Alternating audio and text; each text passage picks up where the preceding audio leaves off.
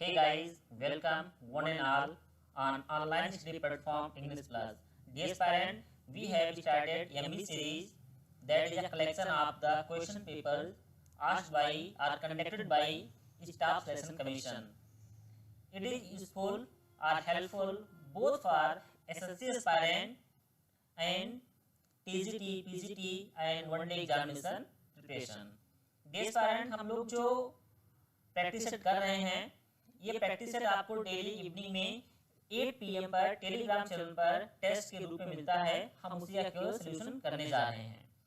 Let's start question number 1। He does not laugh not he smile. वह ना तो हंसता है ना तो मुस्कुराता है। याद रखिएगा डियर एस्पायरेंट, जब किसी सेंटेंस या जो क्लास होता है, what is class? Class is also a part of a sentence. कोई क्लास होता है, कोई सेंटेंस है, अगर उस सेंटेंस के स्टार्टिंग में hardly, scarcely, seldom, rarely, nor, not, no, only by, only in this way, under no circumstances या सो प्लस कोई एडजेक्टिव दिया गया हो। एक बात बड़ा सुनिएगा, अगर किसी भी सेंटेंस के स्टार्टिंग में hardly, scarcely, seldom, rarely, no, not, only by, only in this way, under no circumstances या सो प्लस कोई एडजेक्टिव दिया गया हो तो वाक्य के प्रारंभ में ही आ जाए। मतलब ये वर्ड जो है वाक्य के प्रारंभ में ही आ जाए तो ऑक्सिलरी वर्ब जो होती है वो सब्जेक्ट से पहले आती है। एक सामान्य वाक्य में जैसे मैं अंग्रेजी नहीं पढ़ाता हूँ, I do not teach English, तो यहाँ पर देखिए आई सब्जेक्ट, सब्जेक्ट के बाद वर्ब आ रहा है, that is helping verb, that is auxiliary verb. Do बाद में आ रहा है। लेकिन ऐसे सेंटेंस में क्या होता है, जब ऐसे वाक्य सेंटेंस में जब ऐसे वर्ड आ जाते हैं जैसे हार्डली, स्कार्सली, सेल्डम, तो यहाँ पर ये सीक्वेंस चेंज हो जाता है। लेकिन सेंटेंस जो है वो इंटरोगेटिव नहीं बनता है, वो असर्टिव ही रहता है। तो नार आ गया है तो नार ही स्माइल नहीं होगा। नार के बाद देखिए कौन टेंस चल रहा है, ही डज नॉट। अगर डज लिखा that is simple present tense. Simple present tense मतलब डू या डज जाएगा, तो ही के साथ क्या लगता है, डू या डज, डज लगता है। तो ही के पहले क्या हो जाएगा, डज जाएगा, क्योंकि मैंने आपको अभी बताया हुआ है ऐसे सेंटेंस में helping verb that is auxiliary verb जो होती है वो पहले आ जाती है। हो जाएगा not does he smile. We met yesterday, हम कल मिले हुए थे। याद रखिएगा जब क्वेश्चन टैग की बात होती है तो क्वेश्चन टैग में ये देखिए कि पहला वाला पार्ट कौन से टेंस में दिया गया है। वी मेट यस्टरडे, हम कल मिले हुए थे। टेंस कौन सा है, past indefinite tense, that is simple past tense. Simple past tense helping verb क्या होती है, डिड होता है। इसलिए सेकंड वाला पार्ट जो होता है इसमें हम डिड का ही यूज करेंगे। डिड वाला यूज कहाँ किया गया है, सी वाले पार्ट में किया गया है। डिडंट वी, क्या हम नहीं मिले थे? ऑप्शन नंबर सी हो जाएगा। याद रखिए एक बात दोबारा आप लोग, फर्स्ट पार्ट जिस टेंस में होगा सेकंड वाले को उसी में रखिएगा। ये अगर पास्ट इंडेफिनिट है इसको भी past indefinite that is did में रखिए। We could not help but laugh, say she could not help but laugh, वो हमारी हेल्प नहीं कर सकी बट लाफ, लेकिन वो हंस रही थी। अब दूसरी बात ध्यान रखिएगा, यहाँ बट लाफ होगा कि बट लाफिंग होगा या लाफ्टर होगा, क्या हो सकता है।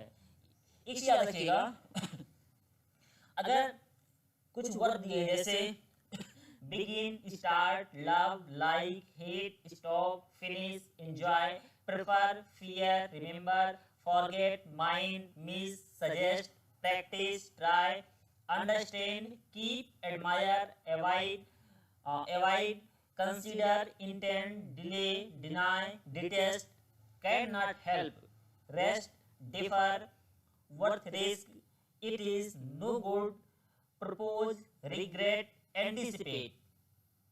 अगर ऐसे ये वर्ब आ जाते हैं, कौन कौन से वर्ब आएंगे, begin, start, love, like, hate, stop, enjoy, prefer, fear, remember, forget, mind, और miss, suggest, practise, try, understand, can not help, rest, defer, worth risk, it is, no good, propose, regret, anticipate. अगर ऐसे verb आते हैं इनके साथ में हमेशा जीरण लगता है।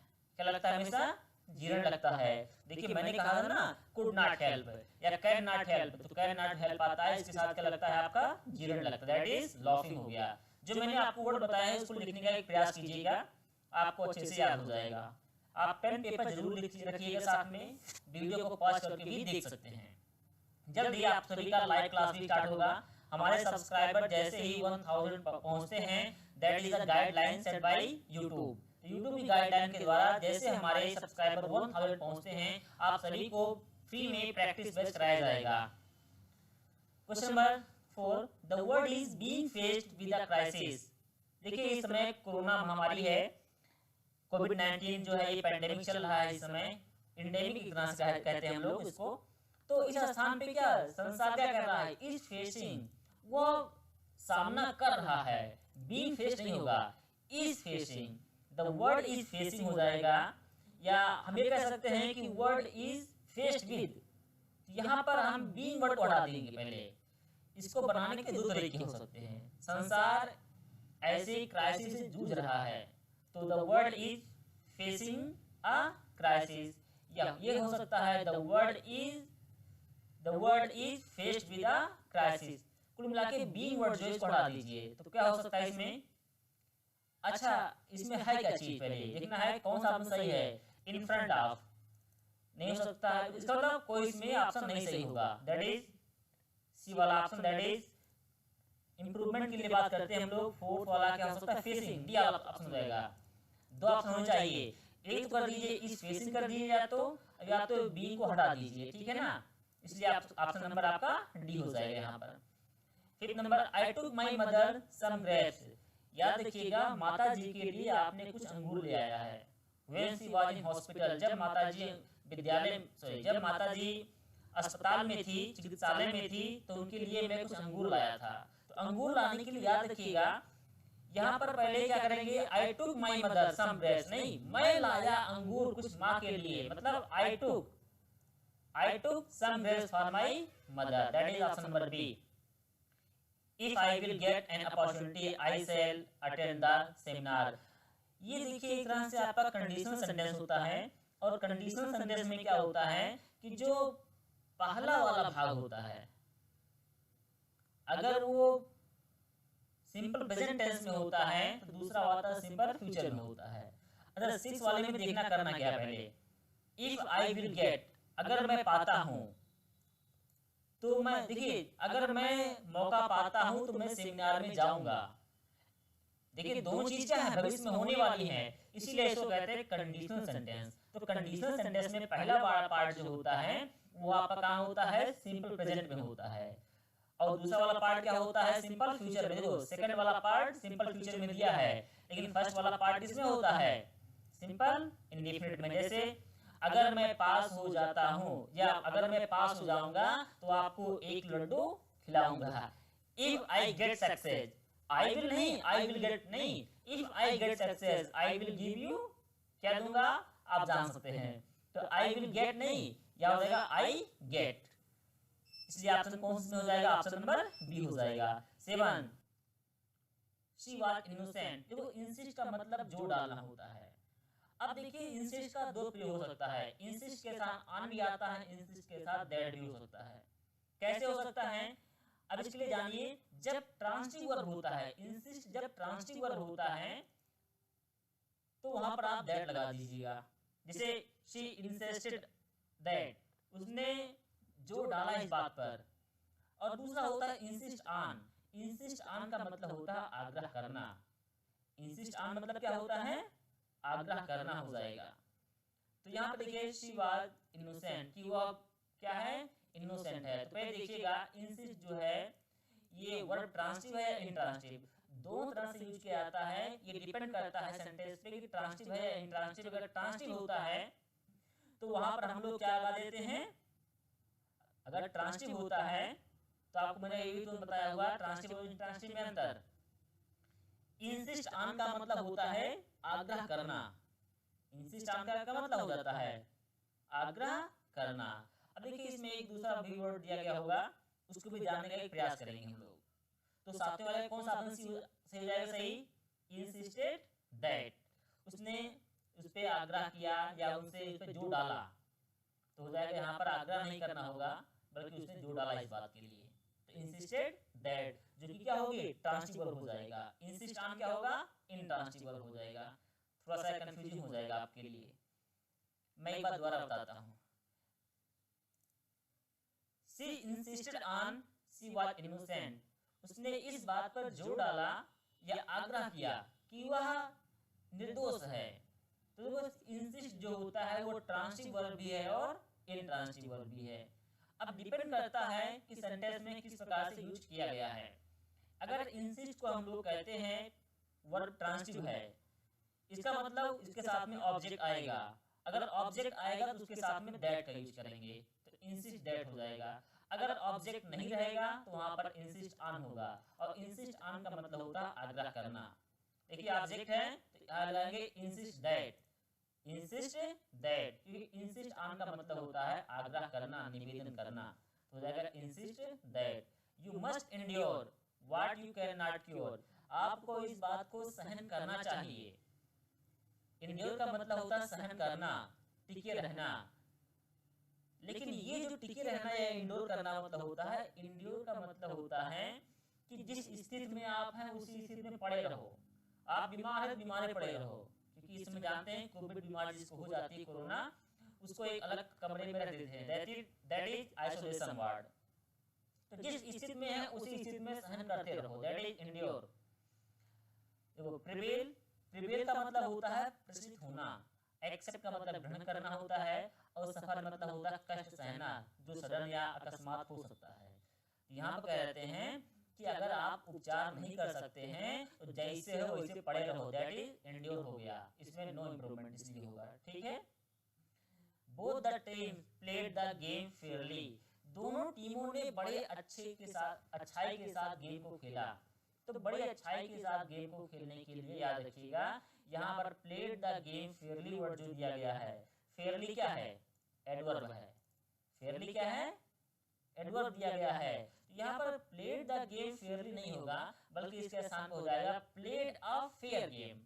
उन्होंने एक अच्छा गेम खेला, उन्होंने जो गेम खेला काफी अच्छा खेला, इसलिए यहाँ पर प्लेड द गेम फेयरली के स्थान पर हो जाएगा played a fair game.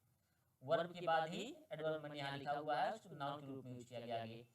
The others shook their heads and made vague noises of approval। तो वो shook का मतलब हिलाना होता है, वो आप जानते हो ना, शेक करना होता है। मान लेते हैं आप पेप्सी कोला कुछ लाके पीने वाले हैं, उसको झल देते हैं, झल देने पर वो झाग बन जाता है, दैट इज shook या शेक करना। Their heads, उन्होंने अपने सरों को हिलाया ऐसे ही, and made vague noises of approval, और उसके बाद अप्रूवल दे दिया उन्होंने। अब देखिए अप्रूवल दिया है, अप्रूवल देना का मतलब होता है उन्होंने सर हिला के अप्रूवल दे दिया। तो नॉडेड, नॉड का मतलब होता है कि सहमति देना, सर हिला करके सहमति देना। टर्न अराउंड, बातें अलग इसकी है। हंग, हंग मतलब होता है टांगा गया, टांग देना। तो उन्होंने सर हिला करके अनुमति दी, उसकी इंग्लिश होती है नॉड। चलिए क्वेश्चन नंबर 11 चलते हैं। अब क्वेश्चन नंबर 11 में देखना है, अगर कोई पार्ट नहीं है तो वहां पर आपको नो एरर को पार्ट करना यूज करना है। अगर कोई एरर है तो उसको सर्च करना है 11 नंबर से 15 नंबर में। Just outside my house are a playground for school boys and girl. देखिए मेरे घर के सामने ही बच्चों के लिए क्या है, प्लेग्राउंड है। एक बार बताइए, घर तो कोई एक होगा। अगर मैं कहता हूँ कि मेरे घर के सामने प्लेग्राउंड है तो मैं तो अकेला हूँ ना, माई वर्ड लिखा है, यहाँ पर आर नहीं लिखा हुआ है, ओ यू आर, आर हमारा नहीं है बल्कि एक घर है ना, तो एक घर के साथ क्या लगाएंगे हम लोग, इस चीज लगाएंगे, आर लगाएंगे। सिंपल सेंटेंस होता है, एक सिंपल सेंटेंस है, अगर सब्जेक्ट सिंगुलर है तो वर्ब भी सिंगुलर होगी, घर एक ही है तो यहाँ पर इस हो जाएगा। तो ऑप्शन वाला कौन सा हो जाएगा इसमें, देखिएगा ये हो जाएगा just outside are a playground. Are a playground किसमें होता है, डी वाला ऑप्शन हो जाएगा। He can be a basketball player, हाँ हो सकता है कि वो बास्केटबॉल प्लेयर हो। Since he is tall like a mule, जैसा कि वो एक खच्चर, म्यूल का मतलब होता है खच्चर, वो खच्चर की भांति इतना लंबा चौड़ा है, तो हो सकता है कि वो क्या हो सकता है, वो एक बास्केट प्लेयर हो सकता है। अब बास्केट प्लेयर है या नहीं है इसमें, देखिए he is like a mule, पहले वाले पार्ट में लिखा है ही can be a basket player, हाँ ठीक है बास्केटबॉल प्लेयर हो सकता है। अब सिंगुलर वर्ब दिया गया है तो सिंगुलर सब्जेक्ट का ही हमने यूज किया हुआ है, इसलिए ये वाला वाक्य सही है, इसमें कोई कमी नहीं, दैट इज नो एरर। इसको बड़ा मुश्किल होता है जब नो एरर लगाना होता है। तो who do you think I met, आपको क्या लगता है कि मैं किससे मिला, आपको क्या लगता है कि मैं किससे मिला। तो देखिए यहाँ पर जो दिया है एडवर्ब है, अगर से रिलेटिव प्रोनाउन है, रिलेटिव प्रोनाउन वर्ड में आता है कि मैं किससे मिला आपको क्या मालूम, तो ऐसे स्थान पर दिखाने के लिए हु नहीं बल्कि बाय हुम यूज करते हैं। By whom do you think I met, मैं किससे मिला, तो ऐसे स्थान पर हो जाएगा, हु के स्थान पे क्या हो जाएगा, बाय हुम हो जाएगा। ठीक है ना, हु के स्थान क्या बन गया, बाय हुम। आपके बुक में पीछे देखिए आई मेट लिखा होगा, आई मेट ना करके आप हु के स्थान पे बाय हुम करिएगा। इट इज नॉट एडवाइजेबल, यह सलाह योग्य नहीं है, यह एडवाइजेबल नहीं है। और क्या नहीं है, to take heavy luggage while on a journey, जब आप कहीं यात्रा पर जाते हैं तो अधिक मात्रा में सामान लेना अच्छा नहीं है। अच्छा, इसमें गलती क्या हो सकती है, 14 वाले पार्ट में याद रखिएगा, कुछ ऐसे नाउन होते हैं जो अनकाउंटेबल होते हैं लेकिन दिखने में सिंगुलर ही लगते हैं। मैं एक बार नाम बताता हूँ, पेन पेपर से आप लिख भी सकते हैं, जैसे furniture, advice, work, evidence, equipment, news, information, luggage, luggages नहीं, मैं कह रहा हूँ कि वो लगेज ऐसे लगा रहा हूँ, baggage, percentage, poetry, knowledge, dirt, dust, traffic, electricity, music, breakage, stationery, scenery, confectionery, poultry, bakery, crockery, behaviour, hair, business, mystery, bread, wastage, money, jewellery, ये सभी क्या होते हैं, अनकाउंटेबल हैं। मैं एक बार रिपीट करता हूँ, furniture, advice, work, evidence, equipment, news, information, luggage, baggage, percentage, poultry, knowledge, dirt, dust, traffic, electricity, music, breakage, stationery, scenery, confectionery. Confectionery का मतलब होता है मिठाई की दुकान, poultry, bakery, crockery, behaviour, hair, business, mystery, bread, wastage, money, jewellery, ये सभी uncountable होते हैं।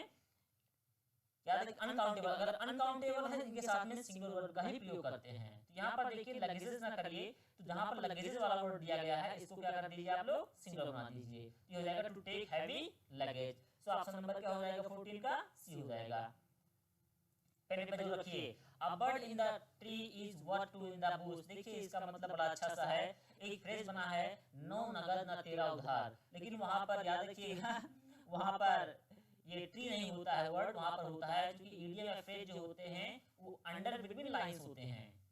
तो ट्री वाला वर्ड जो है यहाँ पर होता हैंड होता है, उसमें देखिए इडियम या फ्रेज में हम लोग कुछ तोड़ फोड़ नहीं कर सकते हैं। अगर बन गया है 9 2 11 होना तो 11 ही होना भैया होता है, ये मत करना कि 6 5 11 होना, नहीं कुछ चेंज नहीं कर सकते। दैट इज यहाँ पर ट्री, ट्री के साथ हम लोग क्या कर देंगे, हैंड कर देंगे। तो ट्री वाला ऑप्शन कौन सा है, ए वाला ऑप्शन 15 हो जाएगा। A bird in the hand is worth two in the bush, 9 नगद न तेरा उधार।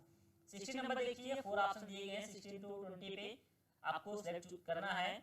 He has the full facts but is deliberately hiding them, उसके पास पूरी सच्चाई है, पूरा फैक्ट है, बट इज डेलिबरेटली, लेकिन जानबूझ करके उनको छिपा रहा है। क्या कर रहा है, अप ही स्लीव्स। देखिए अप वन स्लीव के पहले वाला ऑप्शन सही होगा। अप वन स्लीव का मतलब होता है कि कोई चीज होती है उसको गुप्त रखना, मतलब गुप्त लाभ की स्थिति, अ सीक्रेट एडवांटेज और रिसोर्स। कोई चीज आपके पास सीक्रेट रखी हुई हो और सोचते हैं चलो हम तुरुपाई का बनाएंगे इसको, तो that is up his sleeves. दूसरा है अपॉन हिज स्लीव्स नहीं होता, अंडर हिज स्लीव्स नहीं होता है, इसका होता है अप हिज स्लीव्स, क्योंकि मैंने कहा है इडियम या फ्रेज जो होते हैं वो अंडर बिटवीन लाइंस होते हैं, तोड़िए मरोड़िए मत उसको भाई कुछ। तो इसका मतलब होता है कि गुप्त लाभ की स्थिति, उसके पास एकदम पूरा फैक्ट था इसीलिए उसको छिपा कर रखा हुआ था, वो जान रहा था कि मैं डेलिबरेटली मतलब जानबूझ करके उसको छिपा रहा था। When the morning, जब सुबह हुई, देखते हैं the murder was discovered, तो ऐसा पाया गया कि किसी का मर्डर हो गया है। अच्छा, डिस्कवर्ड मर्डर डिस्कवर हो गया है। अब ऐसी स्थिति में क्या हो सकता है, अराइव, अराइव का मतलब आना, या हम लोग कहते हैं आगमन होना, अराइव लिखा है तो। हैपेंड, हैपेंड का मतलब हो गया है या घटित हो गया है, लेकिन ये चीज जो होती है ना ये रैंडमली होती है। हैपेंड और अराइव अलग अलग देखिए, हैपेंड क्या है, इसका मतलब घटित होना, लेकिन ये इसको हम लोग कहते हैं रैंडमली, जो ऐसे ही हो यादृच्छिक हो गया रैंडमली। और अकर्ड, अकर्ड का मतलब भी होता है घटित होना या अस्तित्व में होना, लेकिन जो ऑब्जर्वेबल हो, जो करंट सिचुएशन से ताल्लुक रखता हो, उसको हम लोग बोलते हैं अकर्ड। याद रखिए हैपेंड और अकर्ड दो एक जैसे वर्ड हैं लगभग में मीनिंग में, लेकिन दोनों में डिफरेंस है। हैपेंड जो रैंडमली हो गया, चलो हो गया। अकर्ड जिसकी संभावना थी, जिसको हम लोग प्रोबेबिलिटी कर सकते थे, जो करंट सिनेरियो में एप्लीकेबल है, दैट इज अकर्ड। तो जब सुबह हुई, क्योंकि आप लोग सभी जानते हैं सुबह होगा, सब लोग जानते हैं, तो ये करंट सिचुएशन में है और ये प्रोबेबल भी है, इसको प्रेडिक्शन भी कर सकते हैं, दैट इज अकर्ड।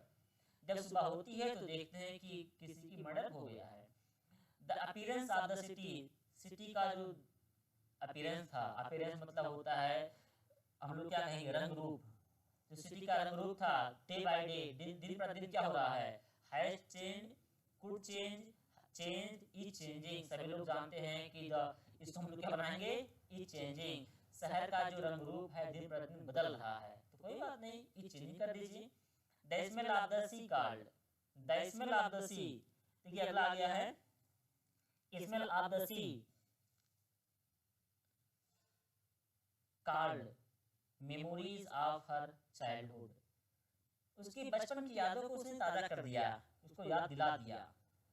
जब वो समुद्र के पास पहुंचता है, अगर मान लेते हैं उसको देखता है यार बचपन में मेरा ऐसे बीता हुआ था, तो उसको याद दिलाना, मेमोरी को याद दिलाना। अब देखिए काल की बात करेंगे, काल अप, काल फॉर, काल ऑन, काल बैल का। अब देखिए इसमें मैं चारों बताता हूँ। जो काल अप का मतलब होता है, काल अप जो डी ऑप्शन है, काल अप का मतलब होता है याद दिलाना, काल अप मतलब याद दिलाना। कॉल फॉर का मतलब होगा जरूरी। कॉल ऑन, तो कॉल ऑन का मतलब होता है किसी से जाकर मिलना, कॉल ऑन मतलब किसी से जाकर मिलना। कॉल अप मतलब होता है याद दिलाना, कॉल फॉर का मतलब होता है जरूरी, और कॉल बैक का मतलब होता है वापस ले आना। तो वापस नहीं ले आना बल्कि उसको याद दिला रहा है ना, याद दिला रहा है क्योंकि मेमोरी वर्ड आ गया है तो अपने आप हो जाएगा कॉल अप। तो कॉल अप का मतलब क्या होता है, याद दिलाना। ऑप्शन कौन सा आपका सही हो जाएगा, डी वाला। The police fired on the mob, police ने मॉब पर, मॉब का मतलब होता है क्रोधित भीड़, एंग्री, एंग्री पीपल का जो कलेक्शन होता है, कलेक्शन मतलब नहीं ग्रुप होता है, और क्राउड का मतलब होता है लोगों के समूह, भीड़, गुस्सा ना हो।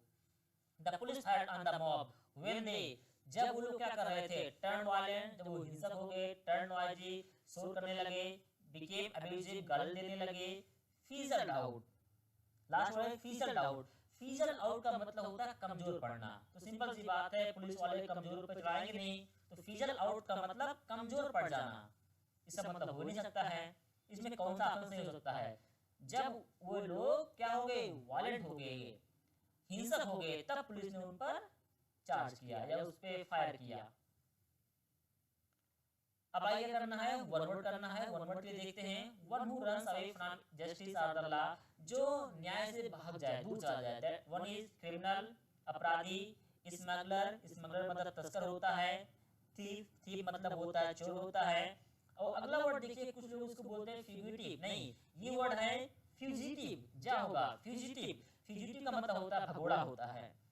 अच्छा कोई भगोड़ा व्यक्ति है, मान लेते कोई भाग गया है, तो वो क्या हो सकता है, अपने आप का प्रत्यर्पण भी कर दे।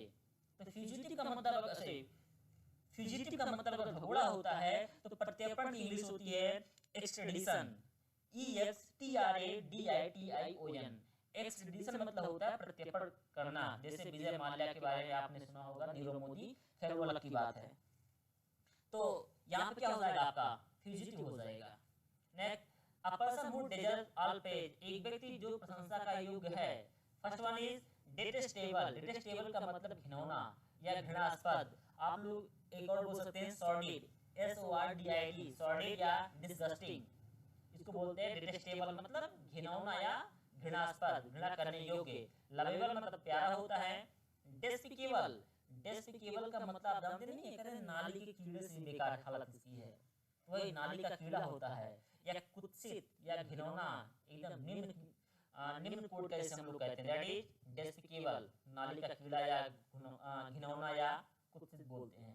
अगला होता है लाउडेबल, लाउडेबल का मतलब प्रशंसनीय या सराहना करने योग्य, जिसकी सराहना की जा सके, दैट इज लॉडेबल। समझ में आ गया, इसको कौन सा होगा, लॉडेबल होगा, D option. One who skilful, अच्छा जो दक्ष हो किसी कार्य को करने के लिए, निपुण हो, स्किलफुल मतलब निपुण हो। डेक्स्टर्स, डेक्स्टरस का मतलब निपुण या अनुभवी होता है। डिफरेंट का मतलब होता है भिन्न या अलग होता है। तो डेक्स्टरस जो होता है ना, इसका जो निपुण होता है, मतलब जैसे हम लोग वर्ड कहते हैं एडेप्ट या एडवायट या डेक्ट, DEFT, डेक्ट, ये डेक्स्टरस ही होता है। Next one is discipline. Discipline का मतलब सभी जानते हैं डिसिप्लिन में रहने वाला है। और last one is diligent. Diligent का मतलब होता है मेधावी या परिश्रमी, दैट इज हार्ड वर्किंग और इंडस्ट्रियस। तो जो स्किलफुल है, अब स्किलफुल जो होगा उसको हम लोग क्या मान लेते हैं, स्किलफुल वाले में कौन सा ऑप्शन हो सकता है, इसमें ऑप्शन हो जाएगा ए, दैट इज निपुण या दक्ष, इसको हम लोग कहते हैं। Of one's own free will, जो अपने मन का मर्जी मालिक हो। First is obligatory. ऑब्लिगेटरी का मतलब होता है अनिवार्य होता है, जिसे हम लोग बोलते हैं कंपल्सरी या मैंडेटरी कहते हैं। अगला है वॉलंटरी। वॉलंटरी का मतलब होता है ऐच्छिक होता है, जो हमारे मन पर निर्भर करता है। कंपल्सरी, अच्छा कंपल्सरी, कंपल्सरी का मतलब अनिवार्य होता है, मैंडेटरी का मतलब भी अनिवार्य होता है। अच्छा दोनों में अंतर क्या है, इसीलिए यही यूज इसका है ऑनलाइन क्लास का हमारे। कंपल्सरी और मैंडेटरी में यूज क्या है, जो कंपल्सरी का मतलब होता है you have to do. Compulsory का मतलब होता है यू हैव टू डू, आपको करना पड़ेगा। और मैंडेटरी का मतलब होता है it must be done, it must be done. समझने का प्रयास कीजिए, कंपल्सरी और मैंडेटरी दोनों का मतलब अनिवार्य ही होता है, लेकिन कंपल्सरी का मतलब यू हैव टू डू, जबकि मैंडेटरी का मतलब होता है इट मस्ट बी डन। समझने का प्रयास कीजिए थोड़ा आप भी। One who has long experience, जिसको बहुत लंबा अनुभव होता है, उसको सब लोग जानते हैं क्या कहते हैं, उसको हम लोग बोलते हैं वेटरन। 25 पे क्या हो जाएगा आपका, 25 पे हो जाएगा। नोविस का मतलब होता है नौसिखिया, प्रैक्टिशनर जो प्रैक्टिस करता है। एक्सपर्ट मतलब जो जानते हैं, एक्सपर्ट जो अच्छा होता आदमी। स्टडी ऑफ एंशिएंट, हाँ वैसे एक्सपर्ट तो बड़ा अच्छा टर्म है, बड़ा डिफिकल्ट भी टर्म है, सिंपल लोग कह देते हैं। स्टडी ऑफ एंशिएंट थिंग, पुरानी चीजों के बारे में अध्ययन करना। वन इज जूलॉजी, याद रखिए कुछ लोग उसको बोलते हैं जूलॉजी, तो जूलॉजी नहीं होता है, इसको बोलते हैं जूलॉजी, मतलब प्राणी विज्ञान या जंतु विज्ञान।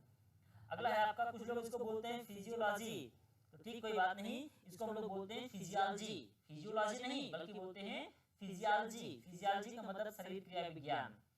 अगला है, ये है एथनोलॉजी। एथनोलॉजी नहीं बोलेंगे, बोलेंगे एथनोलॉजी, मतलब जो मनुष्य के बारे में अध्ययन करता है, मतलब मानव जात का विज्ञान है। हम लोग बोलते हैं हिंदी में नृजात विज्ञान, नृजात विज्ञान। अगला आपका है वो आर्कियोलॉजी। आर्कियोलॉजी नहीं बल्कि इसको बोलते हैं आर्कियोलॉजी। आर्कियोलॉजी का मतलब होता है पुरातत्व विज्ञान या पुरातत्व विधा जो होती है। तो इसमें आपका हो जाएगा एंशिएंट के बारे में है, तो आपका डी ऑप्शन हो गया। One who is too careless to plan for future, एक व्यक्ति जो फ्यूचर के लिए एकदम ढल्ला, कोई मतलब न करना हो, चलो जो होगा देखा जाएगा। इम्प्रोविडेंट, इम्प्रोविडेंट का मतलब होता है अदूरदर्शी, जो इसके बारे में कुछ ना सोचे। इम्प्रैक्टिकल का मतलब होता है अव्यवहारिक। इम्प्रूडेंट, इम्प्रूडेंट का मतलब अविवेकी या एकदम ढीठ आदमी जो हो। और इम्पोर्टेंट का मतलब नपुंसक होता है। तो इसमें कौन सा ऑप्शन हो जाएगा, option number A, that is improvident.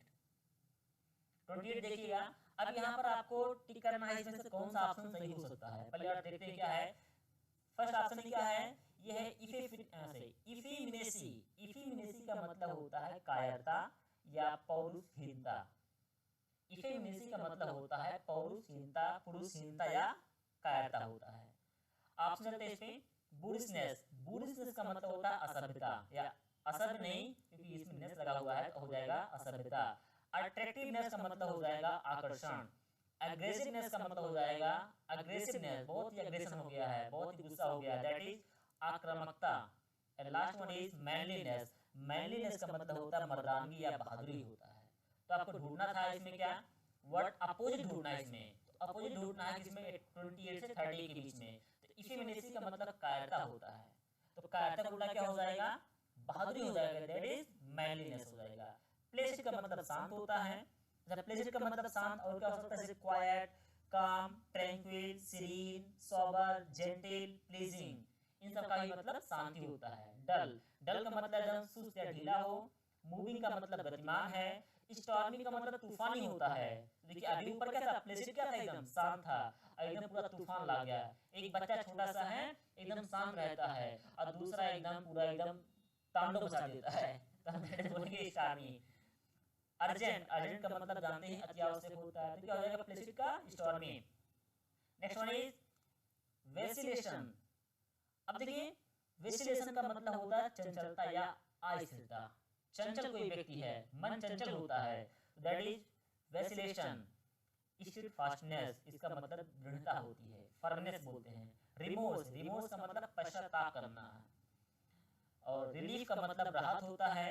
और इनोकुलेशन, इनोकुलेशन का मतलब होता है टीकाकरण होता है। अभी देखिए कोविड-19 चल रहा है, इसमें 2 टीके आ गए हैं, कोवैक्सीन दिया गया है, तो टीका आ गया, वो टीका लगाया जा रहा है, दैट इज इनोकुलेशन। इसको बोलते हैं हम लोग इनाकुलेशन। ये वर्ड आपका इनो नहीं बोलेंगे बल्कि इसमें बोलेंगे इनाकुलेशन। इनाकुलेशन मतलब क्या होता है, टीकाकरण होता है। तो 30 वाला कौन सा ऑप्शन हो जाएगा, ए वाला ऑप्शन हो जाएगा, दैट इज स्टीडफास्ट। ठीक है, क्योंकि उल्टा देखना है, ये चंचल है और ये एकदम स्टीडफास्ट है। चलते हैं 31 नंबर पर।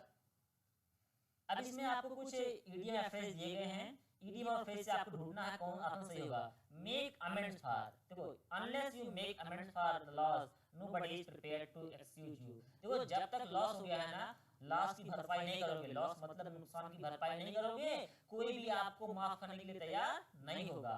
तो मेक अमेंड्स फॉर, इसका एक होता है कन्फेस, दूसरा है कंपनसेट। सबके अर्थ हम लोग जानने का पहले प्रयास करते हैं। देखिए कन्फेस का मतलब होता है अपराध स्वीकार करना, कंपनसेट का मतलब होता है क्षतिपूर्ति देना, और इम्प्रूव का मतलब सुधार करना होता है, और पे डेट का मतलब होता है ऋण चुकाना होता है। तो याद रखिएगा किसी का नुकसान आपने किया है तो नुकसान करने के लिए क्या करेंगे आप उसका, जब किसी का आपने नुकसान कर दिया, नुकसान करने के लिए उसकी क्षतिपूर्ति देंगे भाई, तभी माफ करेगा वो आपको, that is compensate. Amit said to Rekha, don't make a mountain out of a molehill. देखो make a mountain out of a molehill, ये बहुत अच्छा, ये आपका क्या बोलते हैं हिंदी में, मुहावरा है। यह एक मुहावरा है जिसका मतलब होता है बात का बतंगड़ बना देना, या बोलते हैं तिल का ताड़ बना देना। तो इसका होता है start looking for mole hills in mountain, गलत है। अटेम्प्ट एन इम्पॉसिबल टास्क, ये नहीं है। क्रिएट प्रॉब्लम्स, ये भी नहीं है। एग्जीग्रेट अ माइनर प्रॉब्लम, हाँ छोटी सी समस्या उसको एग्जीग्रेट मतलब बढ़ा चढ़ा कर देना। तो हो जाएगा 32 क्या हो जाएगा आपका, डी वाला option. Instead of keeping his promise of helping me with office work, he just left me high and cry. देखिए high and cry, high and cry का मतलब होता है अकेला एवं निसहाय, उसने मुझको अकेला छोड़ दिया। तो अकेला छोड़ने के इंग्लिश यहाँ पर कौन सा हो जाएगा, देखते हैं। Left me alone to do the work, ये ऑप्शन हो जाएगा सही, B option. Before the report reaches the authority, जब तक रिपोर्ट अथॉरिटी के पास नहीं पहुंचती है, the media spilled the beans। देखो अभी खबर जो है वो पुलिस के पास या जहां पहुंची नहीं थी, कि मीडिया वालों ने क्या किया, उसका स्पिल द बीन्स कर दिया, मतलब रहस्य उजागर कर दिया।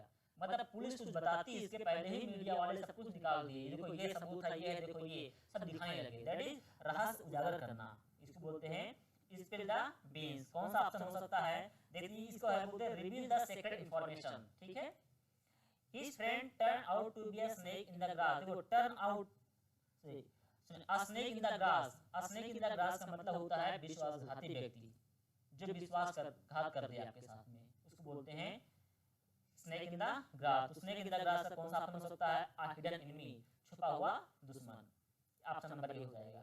अब देखिए गाइस, अभी आपको पैसेज पढ़ना है, पैसेज के बेस पे आपको क्वेश्चन करने हैं, थोड़ा जल्दी करने का प्रयास करेंगे। Journalist argue over functions of a newspaper, जो जर्नलिस्ट होते हैं वो एक समाचार पत्र में क्या लिखा जाए इस पर तर्क वितर्क करते हैं। I feel that a provincial paper, मैं सोचता हूँ कि जो प्रांतीय पेपर होता है, प्रोविंशियल का मतलब क्षेत्रीय, लोकल पेपर जो होता है, उसका purpose is not only to present, उसका पर्पज केवल ये नहीं होना चाहिए कि वो उपस्थित कर दे and project the news objectivity, और न्यूज की जो ऑब्जेक्टिविटी है, ऑब्जेक्टिविटी मतलब होता है निष्पक्षता, उसको केवल ना दिखाए, एंड इमेजिनेटिवली मतलब होता है कल्पनाशीलता, केवल उसको ही ना दिखाए, but to help its reader, बल्कि अपने जो पाठक है उनकी मदद करे, to express themselves more effectively, और ये अधिक प्रभावी रूप से उसको अपनी राइटिंग्स के द्वारा प्रभावी रूप से उनको और अधिक हेल्प करे। कैनलाइजिंग, कैनलाइजिंग का मतलब होता है सारणीबद्ध करना या रास्ता दिखाना, मतलब ऐसे लेख लिखे जाएं कि लोगों की आंखें खुल जाएं। अब ऐसा भी लेख ना लिख दो, पड़ोसी ने लिखवा दिया 100 रुपए देके आप लिख दीजिए, मजाक कर रहा हूँ। कैनलाइजिंग फॉर देयर एस्पिरेशन, एस्पिरेशन का मतलब होता है आकांक्षा, उनकी आकांक्षाओं को आप क्या करिए, रास्ता दिखाइए भाई, लोग जो हैं उनको नए नए रोजगार के अवसर मिल सके, ऐसा making more articulate there demands, और उनके जो डिमांड्स हैं उनको अधिक आर्टिकुलेट करने का प्रयास कीजिए। A newspaper should reflect the community itself, एक न्यूज़पेपर में वही चीजें होनी चाहिए जो समाज में हों, जो उनका प्रतिबिंब जिसका हो सके। ये नहीं आप कहानी कुछ और न्यूज़पेपर में आ रहा है, मतलब वो प्रासंगिक हो, उस स्थान के लिए प्रासंगिक हो। वर्ड्स एंड ऑल, देखिए वर्ड आ गया यहाँ पर, words and all. Words and all का मतलब होता है गुण दोष सहित, मतलब उसमें कमी भी समाज की हो, समाज के दोष भी हो, समाज के अच्छाइयाँ भी उसमें दी जानी चाहिए। ये नहीं कि बस एक ही पार्टी काम चलना रहे। When the mirror is held to society, देखिए समाज को बताया गया, पेपर को बताया गया है समाज का एक दर्पण, और कहा गया है जब दर्पण को या उस पेपर को समाज में रखा जाता है, इट रिवील्स या रिवील करता है या प्रकट करता है, क्या करता है, नेग्लेक्ट, जो लोग बच्चे थे उनको दिखाता है, मतलब इसमें दिखाता है कुछ चीजों के बारे में तो बात ही नहीं की जा रही है। इनजस्टिस, अन्याय को, इग्नोरेंस, क्या बोलते हैं, अनभिज्ञता को, अज्ञानता को, कंप्लेसेंसी, कंप्लेसेंसी मतलब होता है शालीनता को, वो सबको दिखाता है कौन अच्छा है कौन बेकार है, हर चीज बारे में पेपर में दिया जाता है। इट शुड हेल्प, ये मदद करनी चाहिए। टू इरेडिकेट, इरेडिकेट का मतलब होता है समूल नाश करना या जड़ से मिटा देना। It should help to eradicate them, ये इन चीजों को हटाना चाहिए। समाज में जो बुराइयां है सब है ना, इन सबको हटाना चाहिए। इनजस्टिस है, नेग्लिजेंस है, इन सबको हटाना चाहिए। इट शुड बी प्रेटेंशियस, या प्रेटेंशियस, प्रेटेंशियस का मतलब जानते हैं क्या होता है, सभी लोग आप में हर कोई जानता है। प्रेटेंशियस का मतलब होता है जैसे कोई क्या कहते हैं, प्रेटेंशन, प्रेटेंशन का मतलब जानबूझ के ऐसा बहाना बनाने वाला, उसे हम लोग बोलते हैं प्रेटेंशियस। तो pretentious to think that a newspaper can change the course of world affair. It could be pretentious to think, यह सोचना कि थोड़ा बेकार होगा, अलग होगा कि एक न्यूज़पेपर जो होता है वो संसार को चेंज कर सकता है। अगर ऐसा बहाना बनाए आप सोचे ऐसा हो सकता है नहीं, but at the local limit it, लेकिन छोटे स्तर पर भी it can exert influence, exert का मतलब होता है बल देना, इन्फ्लुएंस मतलब प्रभाव, यह प्रभावशाली हो सकता है। लोकल चीजें जो हैं, लोकल जो प्रॉब्लम्स हैं उनको उठा सकता है। इट कैन प्रॉप, प्रॉप का मतलब छानबीन करना, ये छानबीन कर सकता है। It can help get things done, या उन चीजों को अच्छा करने का प्रयास कर सकता है। The individual's voice must not be stifled, जो लोगों की वॉइस है, सॉरी उसको बोलते हैं स्टाइफल्ड, उसको गलती से मैंने बोल दिया स्टिफल्ड नहीं, उसको बोलते हैं स्टाइफल्ड। स्टाइफल्ड का मतलब दबाया हुआ। ये उन लोगों की बातों को उठा सकता है जिनकी बातों को दबा दिया गया है। Instead the reader should be engage to express their opinion, इसके सिवाय भी लोग अपनी बातों को रख सकते हैं, फियर्स, होप्स को, और देयर ग्रीवेंसेस, ग्रीवेंसेस में शिकायतों को रख सकते हैं।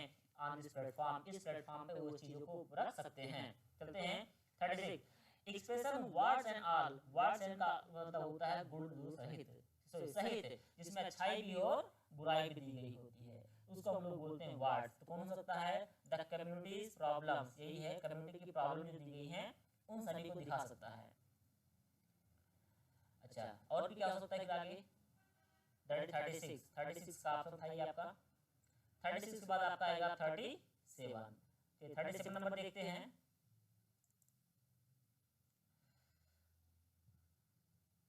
37 number, in this passage the writer, in this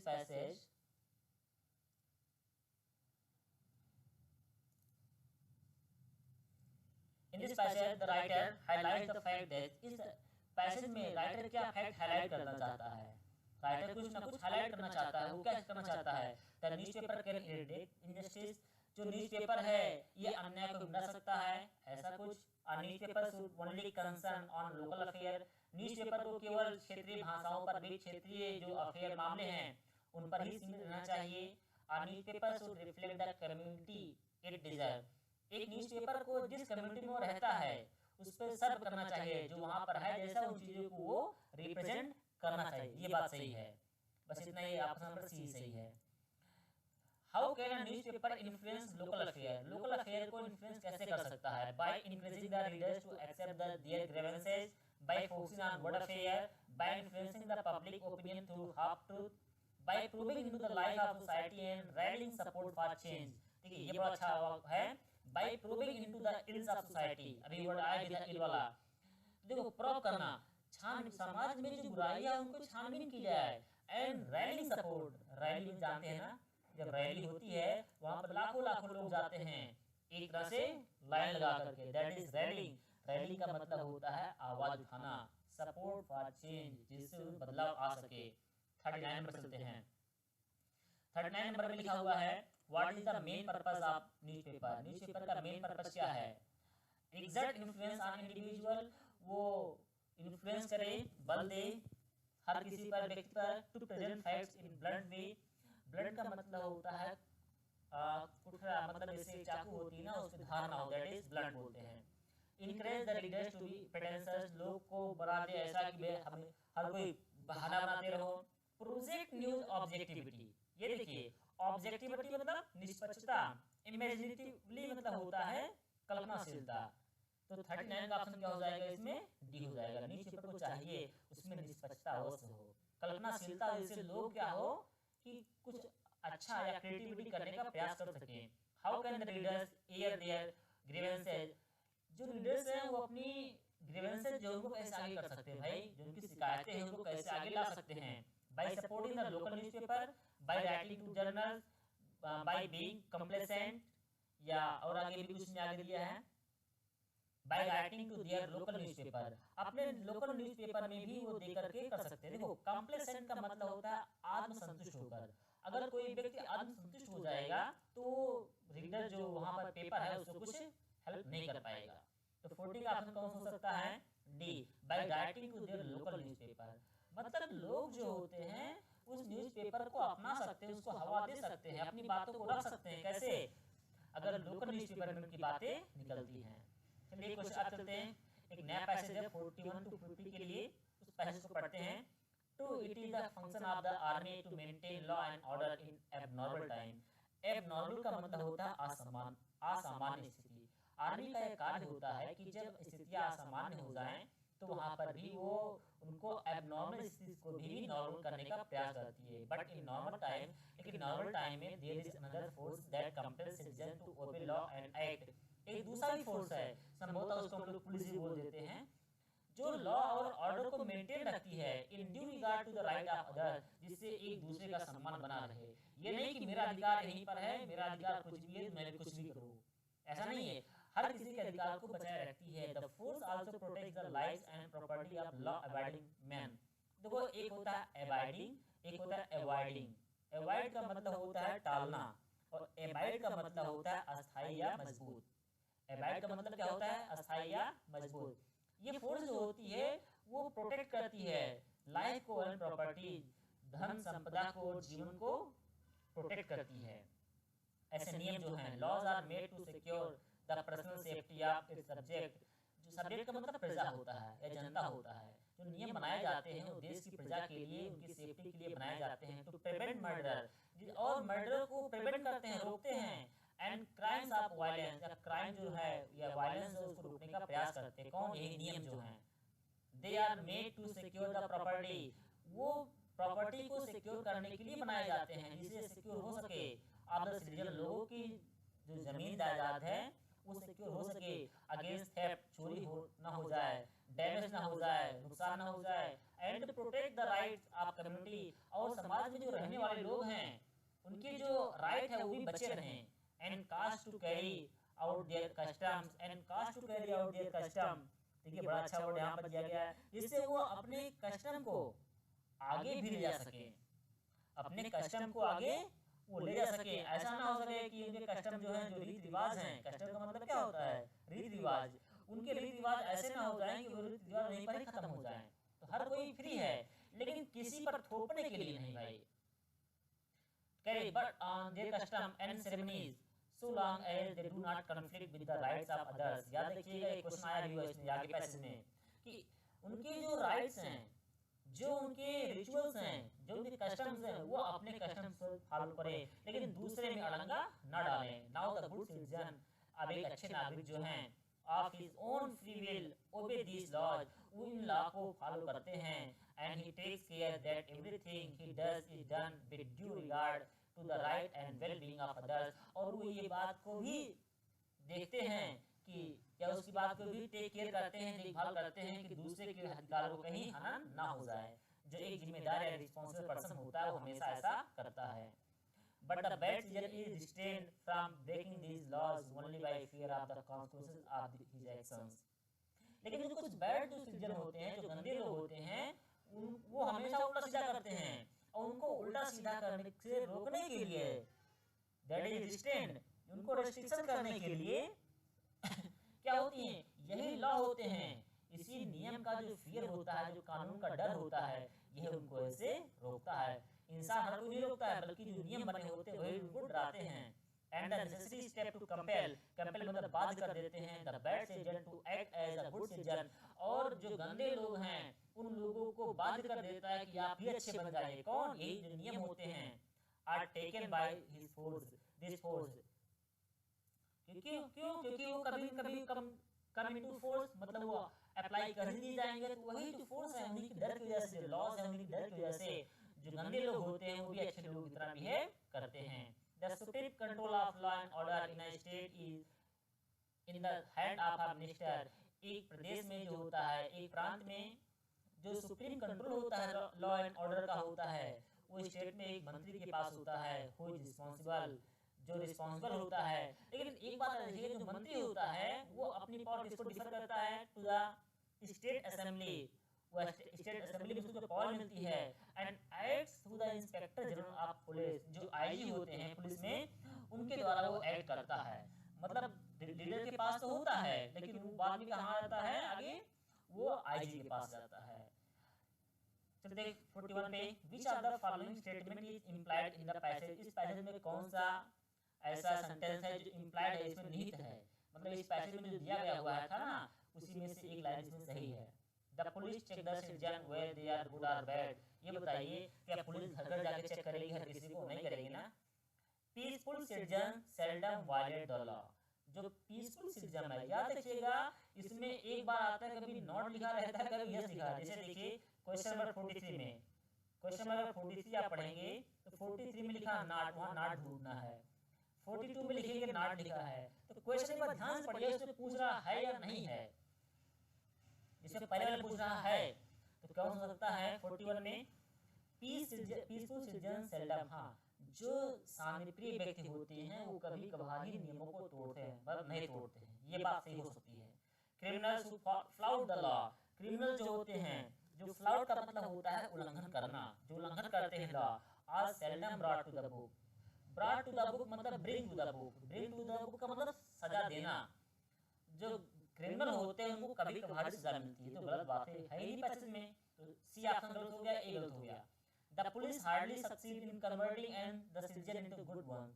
police मुश्किल से करती है, ऐसा काम कर पाती है, रोक पाती है, ऐसा पैसेज में नहीं लिखा हुआ, इसलिए ऑप्शन नंबर केवल बी वाला सही है। चलते हैं 42 के लिए। According to the writer, which of the following is the responsibility of the police. Police की रिस्पांसिबिलिटी क्या है? To ensure peace among citizen by safeguarding individuals right. हर किसी के राइट को सेफगार्ड करके उनकी सुरक्षा करना। To maintain peace during extraordinary circumstances, याद है इसमें लिखा नॉट लिखा हुआ है। To ensure peace among citizen by safeguarding individual rights, हाँ सही है भाई, हर किसी के बारे में बताना है उसको। सब अपने थाने पर अगर मान लेते गांव में हमेशा मारपीट होती रहे तो थाने वाले बेचारे क्या करेंगे? वही उसको सेफगार्ड करते, सही है। Maintain peace during extra ordinary circumstances, देखो ये काम आर्मी का है, पुलिस का नहीं, इसलिए वाला गलत हो जाता है, ठीक है। क्योंकि देखिए मैं दिखा देता हूँ, यहाँ पर लिखा हुआ आर्मी का। आर्मी का काम क्या होता है? जब एबनॉर्मल टाइम होता है उसमें स्थितियों को कंट्रोल करना, इसलिए आपने पुलिस को गलती से मत लाना भाई हमेशा। Which of the following statement is not implied in the passage? कौन सी ऐसा इसमें है जो निहित नहीं है? implied मतलब निहित नहीं है पैसेज में। यहाँ पर लिखा देखिए नॉट लिखा हुआ, गलती मत करिए, पढ़े ध्यान से। Law protect those who respect it, नियम उनकी सुरक्षा करते हैं जो उनका सम्मान करते हैं, तो 43 का ये बात सही बात है। Law ensure people's religious and social right absolutely and unconditionally, ये वर्ड वाजिब है। जो नियम होता है वो इंश्योर करता है हर किसी के धार्मिक और उनके सामाजिक अधिकारों के बारे में, एब्सोल्युटली मतलब पूर्ण रूप से, और साथ में एक और लिखा हुआ है अनकंडीशनली। अनकंडीशनली मतलब बिना किसी कंडीशन के, बिना किसी शर्त के, ये तो गलत बात है। आपके पास राइट्स है वो अनलिमिटेड नहीं है, इसलिए ये बात गलत है। उनके राइट्स को वो लिमिटेशन के अंदर ही रखता है। जो उनकी फ्रीडम है, पॉलिटिकल, सोशल या रिलीजियस फ्रीडम है, उसमें कंडीशन होता है। क्यों? क्योंकि आप पड़ोसी वालों को नहीं बोल सकते चलो भैया हमारे यहाँ चलो। अब हम लोग नमाज पढ़ते हैं तो आप मंदिर नहीं जाएंगे, चलेंगे नमाज पढ़ने, ऐसा नहीं करना है। उसमें कंडीशन होता है कि जो भाई मस्जिद में जा रहा है मस्जिद में जाएगा, जो जाता है मंदिर में वो मंदिर में, इसलिए कंडीशन है यहाँ पर, इसलिए हो जाएगा नॉट हो जाएगा। They are made to secure the property of citizens against theft and damage। अच्छा, उन लोगों से उम्मीद की जाती है कि लोगों की जो संपत्ति है उसकी देखभाल करेंगे, चोरी ना हो, उसमें नुकसान ना हो। इसका मतलब क्या हो सकता है? Help in recovering stolen property of the citizen, जो चीज खो जाएगी उसको ले जाएंगे ढूंढ करके। Assist the citizen whose property has been stolen or destroyed, उन लोगों की जिनकी प्रॉपर्टी चोरी हो गई है, खत्म हो गई है, नष्ट हो गई है, उनकी सहायता करना। Initiate process against offender of law, जो नियम को तोड़ते हैं उनके खिलाफ कार्रवाई करना। Safeguard people's possession against being stolen of lost, जो यही लिखा हुआ है कि वो सेफ गार्ड करते हैं जिससे लॉस ना हो पाए, कोई चोरी ना कर पाए, थेफ्ट ना हो पाए। और यहाँ ऊपर 3 लिखा हुआ है, वो पकड़ नहीं पाते हैं और उसके बाद उनको वापस देते हैं, नहीं, डी ऑप्शन सही हो जाएगा। अच्छा, डी ऑप्शन सही हो गया। अब चलते हैं आगे वाले क्वेश्चन पर। ये अपना है question 45, expression customs and ceremonies. Custom और सेरेमनी का क्या मतलब होता है? भाई कस्टम का मतलब रीति रिवाज सभी लोग जानते हैं, होता क्या यहाँ पर देखिए, usual practice and religious right. जो यूजुअल प्रैक्टिस और उनके राइट्स हैं, राइट का मतलब कर्मकांड जो होते हैं करते हैं, वे fair and festivals, habit and tradition, superstition अंधविश्वास एंड फॉर्मेलिटी नहीं। कस्टम एंड सेरेमनी जो वो लोग करते हैं वो उनके usual practice and religious rites होते हैं। ये राइट का मतलब हो जाता है धार्मिक कर्मकांड। तो आपसे 45 हो जाएगा, ठीक है, क्योंकि कर्मकांड के बारे में बात की जा रही है, अधिकार के बारे में। 47 टू 48 में देखिए, 46 और 47 में देखिए, इसमें स्पेलिंग ढूंढना, कौन स्पेलिंग आपकी सही है। डिफ्यूजन, स्पेलिंग क्या इसमें दिया है? डिफ्यूजन। डिफ्यूजन की राइट स्पेलिंग होती है DIFFUSION, DIFFUSION। ये कौन स्पेलिंग है? 46 वाला है। 46 का कौन सा जाएगा आपका? ये हो जाएगा आपका, ए वाला होगा, बी वाला होगा, सी वाला होगा, कौन सा होगा? ए वाला ऑप्शन हो जाएगा, डिफ्यूजन, DIFFUSION, ये होगा डिफ्यूजन आपका। 46। अच्छा, डिफ्यूजन का मतलब क्या होता है? डिफ्यूजन का मतलब होता है फैलाव, विस्तार, दैट इज एक्सपेंशन हम लोग कहते हैं। 47 देखिए, अच्छा वर्ड है, सरकमलोक्यूशन। सरकमलोक्यूशन का मतलब होता है घुमा फिरा के वही बात लाना।